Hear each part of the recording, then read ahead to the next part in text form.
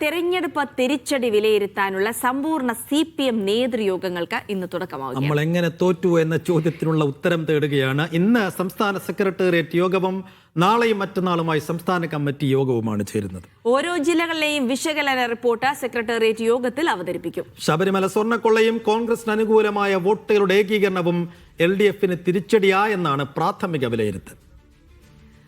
സനൂപ വിവരങ്ങൾ നൽകും. സനൂപ, തോൽവി പഠിക്കാനും വിലയിരുത്താനുമുള്ള യോഗങ്ങൾക്കാണ് തുടക്കമാകുന്നത്. എല്ലാ വിഷയങ്ങളും അത് താഴെത്തട്ടിൽ നിന്നുള്ള ഘടകങ്ങൾ നൽകിയ റിപ്പോർട്ടുകൾ വരെ കാര്യങ്ങളിൽ ചർച്ച ചെയ്തായിരിക്കും ഒരു തീരുമാനത്തിലേക്ക് എത്തുക. എന്തൊക്കെയാണ് ഈ യോഗങ്ങളിൽ സംഭവിക്കാനിരിക്കുന്നത്?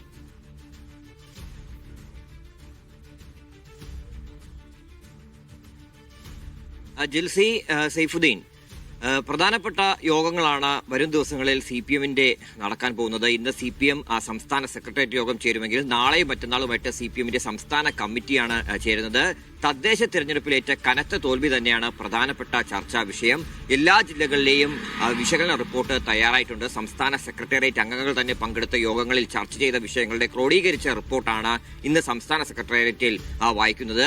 അതിൽ തന്നെ പ്രധാനമായിട്ടും കണ്ടെത്തിയിട്ടുള്ളത് ശബരിമല സ്വർണ്ണക്കൊള്ളയും അതിനോടൊപ്പം തന്നെ UDF വോട്ടുകളുടെ ഏകീകരണവും. ഇത് രണ്ടും LDFന് തിരിച്ചടിയായി എന്നാണ് ഒരു വിലയിരുത്തൽ, പ്രാഥമികമായിട്ടുള്ള വിലയിരുത്തൽ നടത്തിയിട്ടുണ്ട്. അപ്പോൾ ഇതിന്മേലുള്ള കാര്യമായിട്ടുള്ള ചർച്ചകൾ ഇന്നത്തെ സെക്രട്ടേറിയറ്റ് യോഗത്തിലും നാളെ നടക്കുന്ന സംസ്ഥാന കമ്മിറ്റി യോഗങ്ങളിലും നടക്കും. അതിനോടൊപ്പം തന്നെ ഈ തെരഞ്ഞെടുപ്പ് മുന്നിൽ കണ്ടുകൊണ്ടാണ് പല ജനക്ഷേമ കാര്യങ്ങളും സർക്കാർ ചെയ്തത്. ക്ഷേമ പെൻഷൻ അടക്കം വർദ്ധിപ്പിച്ചു. പക്ഷേ അതൊന്നും തന്നെ തദ്ദേശ തെരഞ്ഞെടുപ്പിൽ ഗുണം ചെയ്തില്ല.